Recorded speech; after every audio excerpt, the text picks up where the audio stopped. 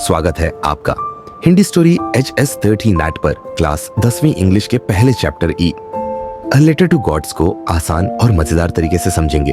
तो चलिए कहानी शुरू करते हैं।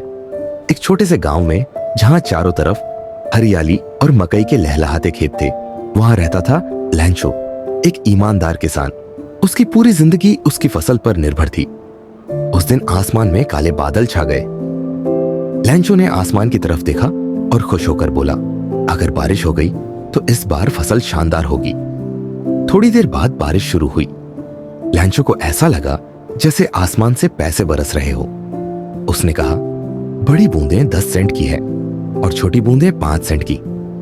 लेकिन जल्द ही बारिश ओलों में बदल गई। ओलों ने पूरी फसल बर्बाद कर दी। मकई के खेत अब सफेद हो गए थे, जैसे किसी ने नमक बिखेर दिया हो। लैंचो का चेहरा उदास हो गया। वह बोला, अब हम बर्बाद हो गए, इस साल भूखे मरना पड़ेगा। लैंचो के पास अब एक ही उम्मीद बची थी, भगवान।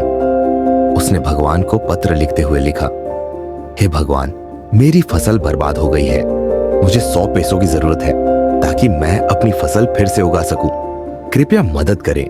लैंचो ने पत्र को पोस्ट ऑफिस जाकर भगवान के नाम पोस्ट कर दिया। पोस्ट ऑफिस में पोस्टमैन ने वह चिट्ठी पढ़ी और हंस पड़ा। उसने पोस्टमास्टर को दिखाया। पोस्टमास्टर पहले हंसा, लेकिन फिर उसने लैंचो के भगवान पर भरोसे को बनाए रखने का फैसला किया। उन्होंने अपने सहकर्मियों और दोस्तों से पैसे इकट्ठा किए। 70 पैसे जमा हो पाए। उन्होंने लिफाफे में पैसे रखे और गॉड के नाम से भेज दिया। लैंचो ने अगले रविवार वह पत्र पोस्ट ऑफिस से लिया। उसने पैसे गिने और गुस्से से भर गया।